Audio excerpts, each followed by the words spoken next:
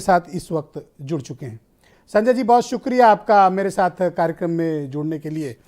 मैं आपसे जानना चाहता हूं, और 2-3 मैंने इस बीच आपके वीडियो स्टेटमेंट्स देखे, आपकी भाषा संजय जी बिगड़ती जा रही है और ये मेरा आरोप है आपके ऊपर।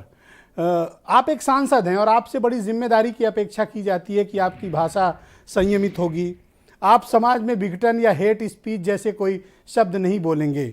लेकिन मुझे दुख होता है जब मैं आपको बड़ी उग्रता, आक्रामकता के साथ असंसदीय शब्दों का इस्तेमाल करते हुए और अजीब अजीब डायलॉग्स बोलते हुए, और कभी बार ऐसी चीज़ें होती हैं जो संसदीय शब्द नहीं होते हैं, तो आप ये माहौल को क्यों इस तरह का बनाना चाहते हैं? नहीं, मुझे तो बहुत अफसोस हो रहा है ब्रजेश जी कि आपको इस बात पे गुस्सा और नाराजगी नहीं होती कि भारतीय जनता पार्टी के लोग खुलेआम कह रहे हैं, इनका एक विधायक राघवेंद्र सिंह खुलेआम करोड़ों हिंदुओं को गाली दे रहा है और वो कह रहा है कि जो बीजेपी को वोट नहीं देगा वो जयचंद की औलाद है, उसके शरीर में मुसलमानों का खून दौड़ रहा है, वो गद्दार है। और एक शब्द तो ऐसा बोला जो मैं आपके चैनल पे बोल नहीं सकता, हराम करके आगे का शब्द बोला। आप बताइए, इस प्रकार की भाषा चुनाव में बोलने की इजाजत है क्या? अब तक आदित्यनाथ जी ने उत्तर प्रदेश की जनता से माफी मांगी क्या? अब तक चुनाव आयोग ने उसके खिलाफ कोई कार्रवाई या उसको चुनाव लड़ने से प्रतिबंधित किया क्या? ब्रजेश जी, इस देश में भारत के संविधान ने हमको अधिकार दिया है, हम किसको पर राघवेंद्र सिंह जैसे विधायकों को कोई गंभीरता से नहीं लेता। आयोग ने हमको अधिकार दिया है, हम किसको संजय जी, राघवेंद्र जैसे एमएलए को, तो क्या जो ब्राह्मण बीजेपी को वोट नहीं दे रहे हैं वो गद्दार हैं, वो मुसलमान की औलाद हैं? जो क्षत्रिय वोट नहीं दे रहे हैं वो गद्दार और मुसलमान की औलाद हैं। जो वैश्य वोट नहीं दे रहे हैं वो गद्दार और मुसलमान की औलाद हैं। जो दलित वोट नहीं दे रहे हैं, जो पिछड़े वोट नहीं दे रहे हैं, वो गद्दार और मुसलमान की औलाद और जयचंद की औलाद है। आप इस प्रकार की भाषा का समर्थन करते हैं? नहीं, मैं उस भाषा का भी समर्थन नहीं करता हूं जो आप इस्तेमाल कर रहे हैं। आप लकड़ सुंघा जैसे शब्द इस्तेमाल करते हैं। आप भी खड़े होकर लकड़ सुंघा जैसे शब्दों का इस्तेमाल, यू आर पार्लियामेंटेरियन, आप राज्यसभा के सदस्य हो। एक मिनट, what do you mean by लकड़ सुंघा? मैंने कहा ये चुनाव में लकड़ सुंघा लोग आ जाएंगे। लकड़ सुंघा क्या होता है? हमारे यहाँ बचपन में दादी हमारी कहती थी, घर इस बाहर ना निकले नहीं लकड़ सुंघवा आ जाए, यानी लकड़ी सुंघा के घर लूट लेंगे, ये होता है लकड़ सुंघा। आज यही हो गई है भारतीय जनता पार्टी। पूरे देश में लोगों को लड़ाने का काम करते हैं। बंगाल में हिंदू मुसलमान लड़ाएंगे, बिहार में हिंदू मुसलमान लड़ाएंगे, यूपी में हिंदू मुसलमान लड़ाएंगे, हरियाणा में जाट गैर जाट लड़ा देंगे। पर आप तो पार्लियामेंटेरियन है ना, आप तो संयम रख सकते हैं। मराठा गैर मराठा लड़ा देंगे, गोवा में हिंदू ईसाई लड़ा देंगे। ये भारतीय झगड़ा पार्टी बन गई है। संजय जी, मुझे मैं सहमत नहीं हूं। मैं आपसे एक सवाल कर रहे हैं, आदित्यनाथ जी कर रहे हैं, ये असहनीय है, ये पीड़ादायक है, ये करोड़ों हिंदुओं का अपमान है। आप बताइए, उत्तर प्रदेश का नौजवान गोबर बेचेगा, वो गोबर बेचेगा, और अमित शाह का बेटा वो दुबई के शेखों के साथ क्रिकेट का खेल करा के करोड़ों रुपए कमाएगा। देश के प्रधानमंत्री कह रहे हैं, शर्म आती है ऐसी भाषा सुनकर। पर मुझे बताइए कि अगर एक एमएलए बोलता है, चलिए राघवेंद्र सिंह जैसों को कोई गंभीरता से नहीं लेता, राघवेंद्र जैसों को कोई गंभीरता से नहीं लेता, बट यू आर पार्लियामेंटेरियन, आप राज्यसभा के सदस्य हो, आपको तो गरिमा का ध्यान रखना है। प्रधानमंत्री हैं जिनका नाम मैं ले रहा हूं, आदरणीय नरेंद्र मोदी जी, देश के प्रधान सेवक प्रधानमंत्री जी, वो कह रहे हैं यूपी का नौजवान गोबर बेचेगा। पहले पकौड़ा बिकवा रहे थे, 2-2 करोड़ हर साल में नौकरियां देने का वादा 2014 में किया था। अब तक 14 करोड़ नौकरियां मिल जाती तो कोई नौजवान बेरोजगार नहीं रहता। अब वो कह रहे हैं ये लोग गोबर बेचेंगे। यूपी के नौजवानों की यही कीमत है बीजेपी की निगाह। दूसरा मेरा एक और प्रश्न है संजय जी, आप मुझे बताइए ब्रजेश जी, इन्हीं हिंदुओं के दम पे तुम सत्ता में पहुंचे, अब तुम कह रहे हो जो हिंदू वोट नहीं देगा वो गद्दार है, उसके शरीर में मुसलमान का खून दौड़ रहा है। जो ब्राह्मण, जो क्षत्रिय, जो वैश्य, जो कायस्थ, जो सवर्ण, जो दलित, जो पिछड़ा बीजेपी को वोट नहीं देता, वो एक स्पीच मैंने आपकी और सुनी, उसको मैं हेट स्पीच की कैटेगरी में मानता हूं। आप तो क्या कार्रवाई हुई? नहीं, सुनिए, आपने जो बोला वो भी हेट स्पीच की कैटेगरी में है। आप कुछ चीजें गिनाते हैं और कहते हैं कि फला मुसलमान से लड़ रहा है, फला मुसलमान से लड़ रहा है, फला मुसलमान से लड़ रहा है। ये इस तरह की कई स्पीच आपने दी हैं और मैं कहता हूं चुनाव आयोग से कि संजय सिंह पर कार्रवाई हो। आपके खिलाफ भी चुनाव आयोग को कार्रवाई करनी चाहिए। ब्रजेश जी, करोड़ों हिंदुओं का अपमान इस प्रकार से आप करेंगे, गाली देंगे, जो आपको वोट नहीं देगा उसको गद्दार कहेंगे आप? ये अधिकार किसने दे दिया बीजेपी वालों को? एक और स्टेटमेंट है आपका, सुन तो लीजिए। इतनी उग्रता क्यों संजय जी?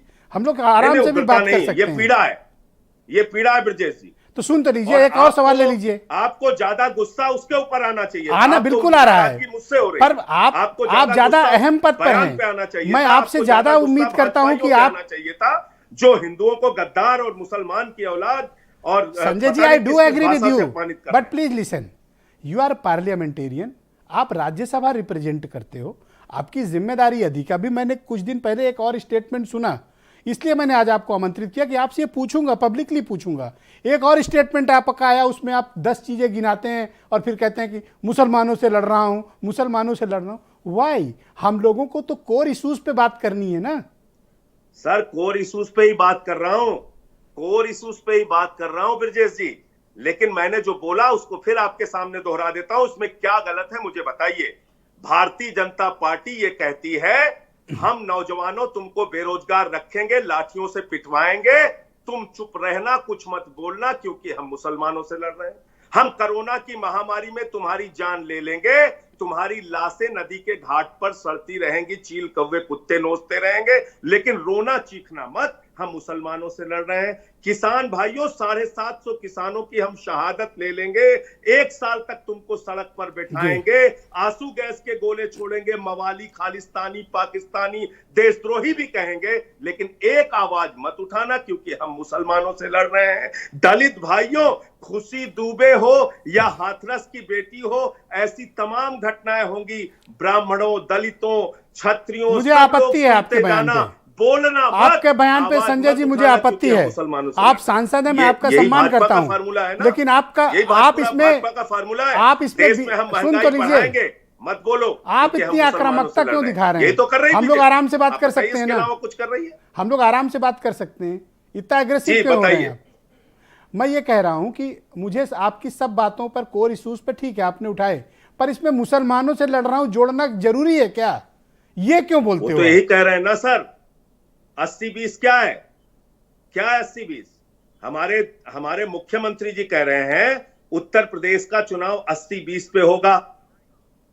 पहले इनकी पार्टी नारा देती है सबका साथ सबका विकास, तो मैं तो सिर्फ यही पूछ रहा हूं, जिन सुहागिन महिलाओं ने सिर मुड़वाकर अपना प्रदर्शन किया, शिक्षा मित्र महिलाओं ने, वो 80 में आती हैं या 20 में आती हैं?